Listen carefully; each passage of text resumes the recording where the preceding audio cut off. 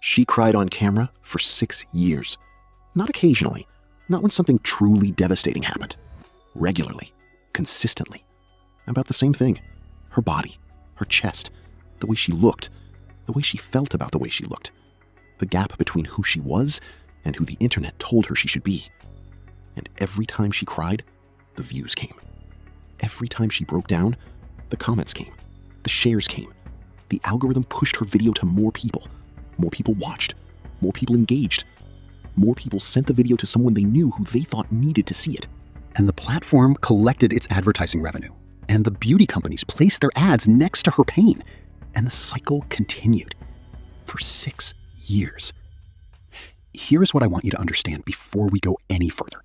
This video is not about her.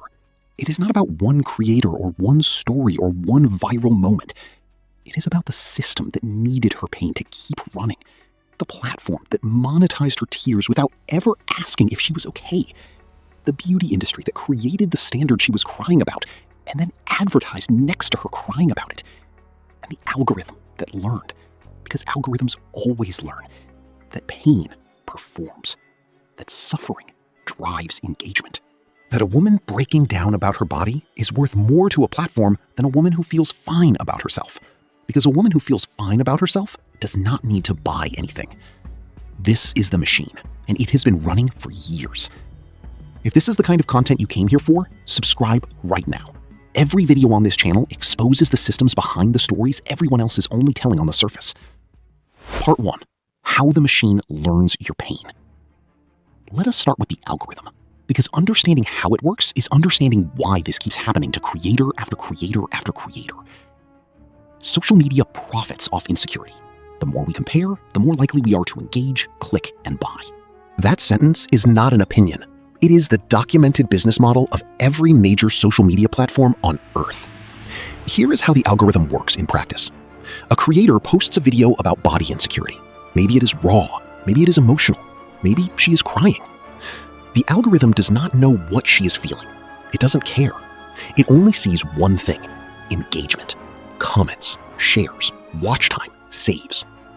And emotional content, specifically painful, vulnerable, relatable emotional content, generates more engagement than almost anything else on any platform Users are often unknowingly affected by social media algorithms, which bias the content they are shown. Even users who may make efforts to avoid certain types of content or to follow more positive accounts are not always protected. PubMed Central. So the algorithm amplifies the pain. It pushes the crying video to more people. Those people watch. Some comment, some share, some go to the creator's page and watch more videos. The algorithm registers all of this as a signal. This content works. Show it to more people. And then the next time the creator posts, the algorithm has already learned what performs best from her account. And what performs best is the pain. Social media algorithms prioritize content that garners the most attention.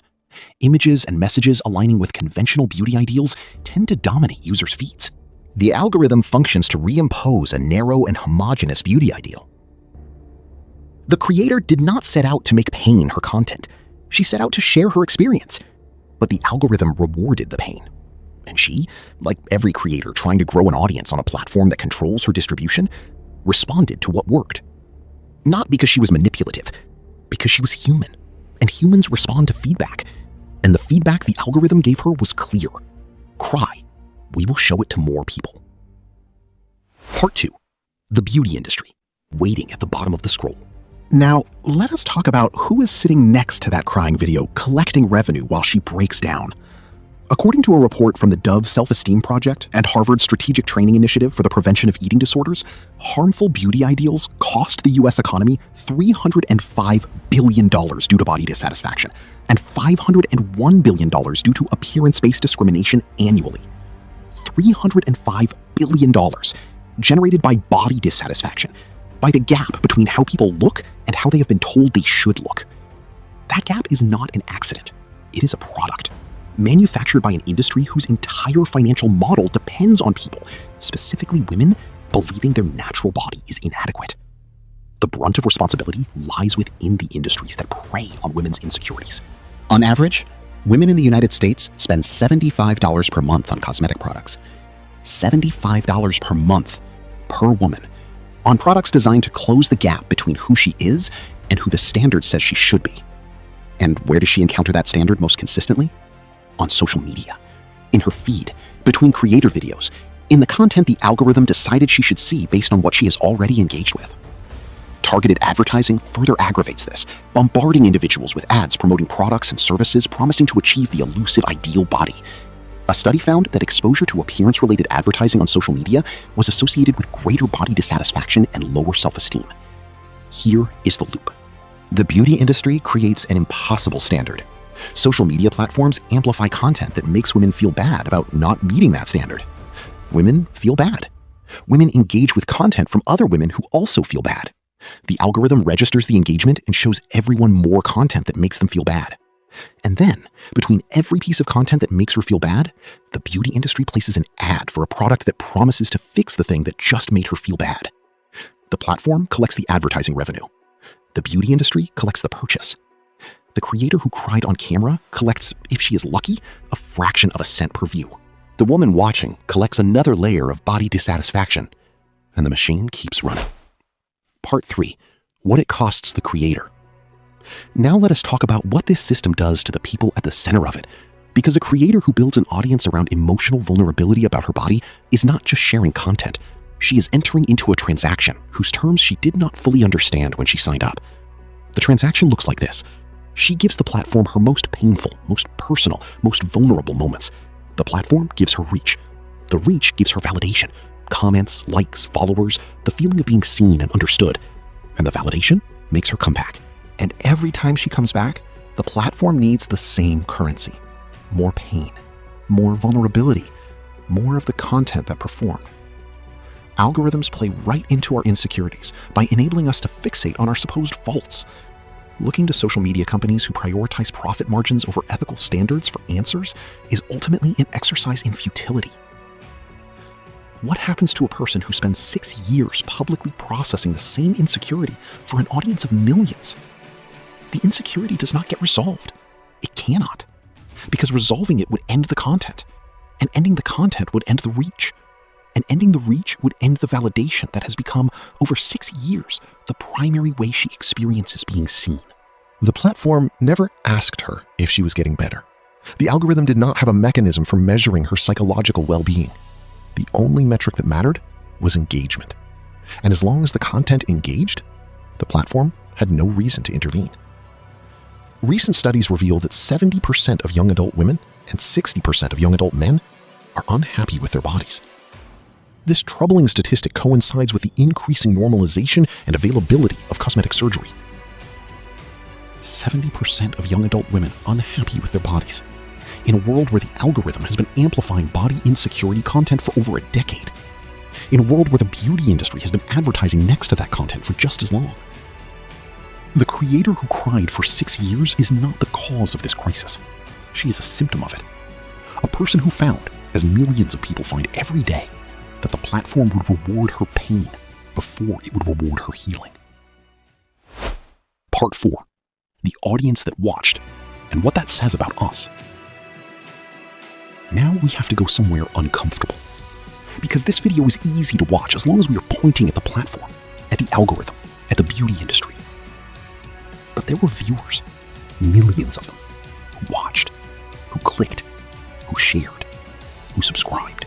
And the question that nobody in these conversations asks directly, the question that is the most important one, is what were the viewers looking for?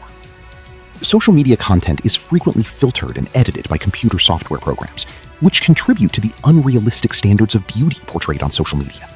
Many users report surprise that editing physiques on videos was even possible. PubMed Central. Some viewers were looking for themselves, for the reflection of their own insecurity in someone else's face, for the validation that comes from seeing someone else feel the same thing you feel, the relief of not being alone in a pain you have been quietly carrying. That is human. That is real.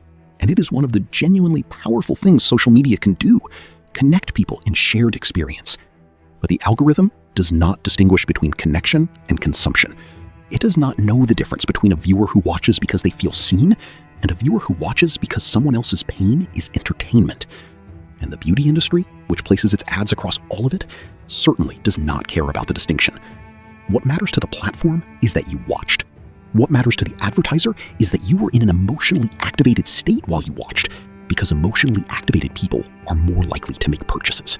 Between 60 to 70% of girls try to lose weight by age 14, often driven by the pressure to meet unrealistic beauty ideals seen on social media. Bloomberg. The viewers are not innocent bystanders in this system, but they are also not villains.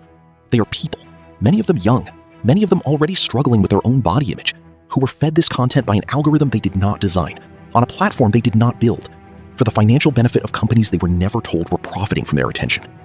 The viewer is also a victim of the machine. That is the part of this conversation nobody wants to sit with. Part 5.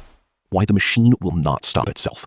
Here is the question that should close every conversation about social media and body image and creator exploitation. Why does this keep happening? Why, after years of documented research, after congressional hearings, after whistleblowers, after a generation of young people showing measurably higher rates of body dissatisfaction, eating disorders, and cosmetic surgery than any generation before them, why does the machine keep running? Looking to social media companies who prioritize profit margins over ethical standards for answers is ultimately an exercise in futility, because the machine is profitability. The engagement that body insecurity content generates is worth billions in advertising revenue annually. The beauty industry that advertises next to it generates hundreds of billions more.